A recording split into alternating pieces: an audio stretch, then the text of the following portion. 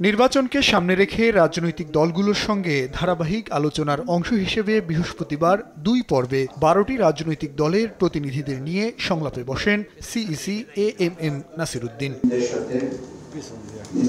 শুভেচ্ছা বক্তব্যে প্রধান নির্বাচন কমিশনার বলেন, নির্বাচনে মূল খেলোয়াড় রাজনৈতিক দল। খেলোয়াড়রা সহযোগিতা না করলে নির্বাচন কমিশনের একার পক্ষে জাতিকে একটি সুষ্ঠু নির্বাচন উপহার দেয়া সম্ভব নয়। একই সঙ্গে নির্বাচনী আচরণবিধি লঙ্ঘনকারীদের বিষয়ে কমিশন কোনো ছাড় দেবে না বলে স্পষ্ট জানিয়ে দেন তিনি।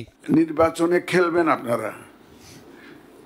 আপনারা হবেন প্লেয়ার, আমরা রেফারির ভূমিকায়, একদম নিরপেক্ষ রেফারির ভূমিকায় আমরা থাকতে চাই। আমরা এখন দেখি ঢাকা শহরে অনেক ক্ষেত্রে ছাইয়া গেছে, অলরেডি পোস্টার লাগে, অথচ আমরা পোস্টার নিষিদ্ধ ঘোষণা করেছি এখানে। এই সমস্ত ক্ষেত্রে আমরা কিন্তু কোনো স্পেয়ার করবো না। কিন্তু এবারের নির্বাচন প্রশ্নবিদ্ধ হলে পুরো জাতি ক্ষতিগ্রস্ত হবে উল্লেখ করে নির্বাচন কমিশনাররা বলেছেন, কোনো রাজনৈতিক দলের কারণে নির্বাচন প্রশ্নবিদ্ধ হবে সেটি কোনোভাবেই মেনে নেবে না কমিশন।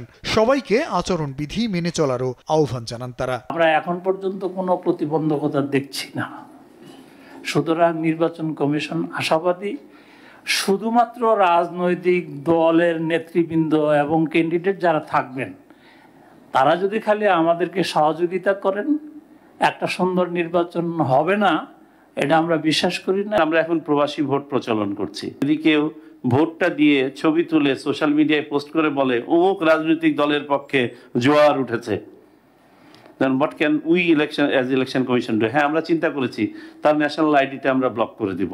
নির্বাচনের লেভেল প্লেইং ফিল্ড ও সুষ্ঠু পরিবেশ নিয়ে অসন্তোষ প্রকাশ করেন রাজনৈতিক দলের প্রতিনিধিরা। তবে সুষ্ঠু নির্বাচনের স্বার্থে কমিশনকে সর্বাত্মক সহযোগিতার আশ্বাস দেন তারা। এখনো পর্যন্ত যথেষ্ট নিরাপত্তা সংকট বিরাজ করছে, শুধু প্রত্যন্ত অঞ্চলে নয়, বাংলাদেশের শহর, বন্দর, নগরীতে যে চিহ্নিত সন্ত্রাসীগুলো আছে এদেরকে যদি যে কোনোভাবেই আটকানো যায় তাহলে নির্বাচনের একটা সুন্দর লেভেল প্লেইং হবে এবং সুন্দর একটা সুব্যবস্থা হবে আশা করছি।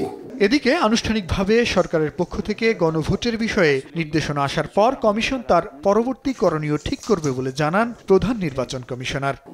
আমরা ফর্মালি বিষয়গুলো জানলে তখন আমরা এক্সারসাইজ করে আমাদের সব বসে আমাদের কমিশনে আলাপ আলোচনা করে তখন আমরা একটা মতামত দিতে পারবো। জুনায়েদ আল হাবিব, দেশ টিভি, ঢাকা।